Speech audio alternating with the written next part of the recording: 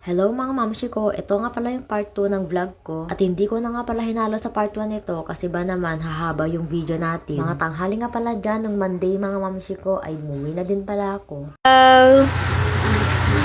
Hello. Hello. Ha.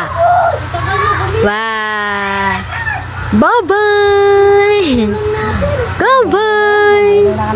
Pagkatapos ko nga pala nagpaalam sa anak ko ay umalis na din pala ako dyan mga mamshi. Naglakad nga pala ako dyan dahil nga wala namang tricy dito sa looban. Medyo malayo-layo nga pala to mga mamshi ko. Mga ilang minuto din pala ako naglakad dyan. Fast forward pa lang natin mga mamshi, dito na pala ako sa highway kung saan dito naman ako maghihintay ng tricy. Mga ilang minuto din pala ako naghintay dyan at sa wakas ay nakasakay na din ako ng tricy.